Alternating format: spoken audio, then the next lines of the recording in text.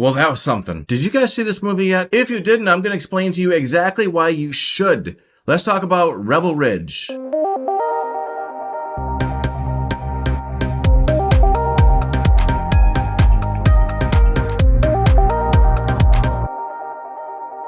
This is one of those movies that I truly did not see coming. Yes, Netflix has had some great movies, but they've also had some bad ones. Hell, all the streaming services have kind of mixed results at times, and so you never really expect to see a great movie come out. So when they do, it's something extra special, and this is one of those movies. Rebel Ridge stars Pierre, Don Johnson, and AnnaSophia Robb. It's about an ex-Marine who is attempting to ride his bike into a small town and post bail for his cousin who is being held on some marijuana possession. While he is on his way there, he ends up running into some deeply corrupt cops that are led by Don Johnson. I've never seen a single movie with Pierre. I looked at his IMDb and none of it looked familiar, but this man is someone to pay attention to. For one, he's a fucking beast in this movie. He has a seriously commanding presence. He's literally the definition of don't fuck with a Marine. One of the things that I thought was pretty amusing about this movie was how the cops the entire time were trying to look into this guy. They were trying to find out who this guy is, what he's capable of before they decided how much to push him, because they didn't really know what to expect.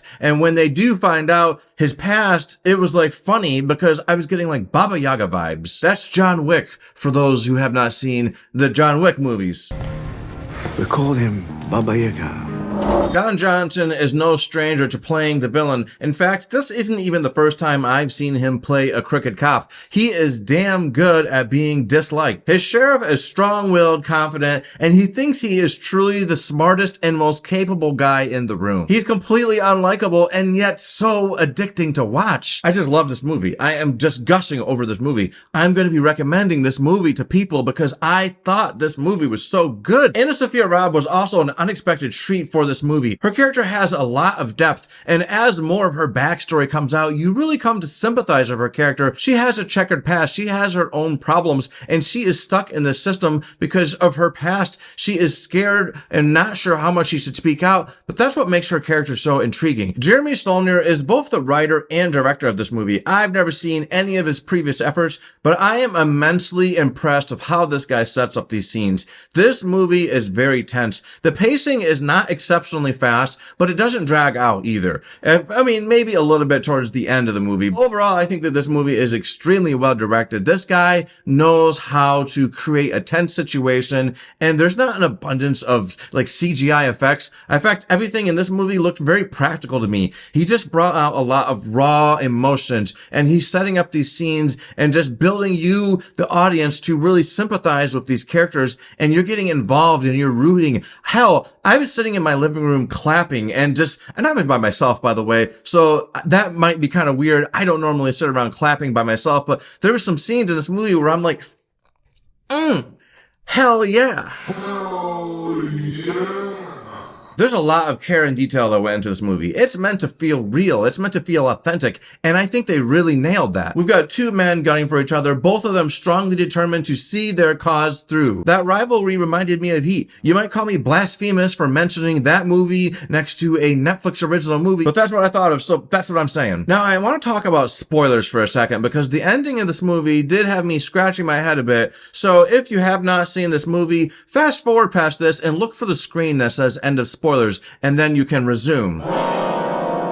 So talking about the ending of this movie, after the shootout and the confrontation that takes place, 3 people end up leaving the scene. We got your main character, the main girl, and then the cop that got shot in the leg, who, by the way, had a heel turn with his personality. And that is part of the questions that I have is what happened? Why did they suddenly get help from those police? Why did they get away? In my opinion, it seemed like the tone of that final confrontation changed dramatically after he managed to activate the siren and get that camera going. After that moment, it seemed like maybe the sheriff lost his loyal followers because they realized the jig was up. So perhaps they end up taking out some of this guy's men and trying to save face because they realized that pretending that they were not along with this cause is going to be their best bet to avoid prison time. That's one possible theory. Another thought I had is that maybe this whole operation was a sting to flush out the corrupt cops. So which is it? What reason do you think it is? Any of these two reasons, or do you have a completely different theory?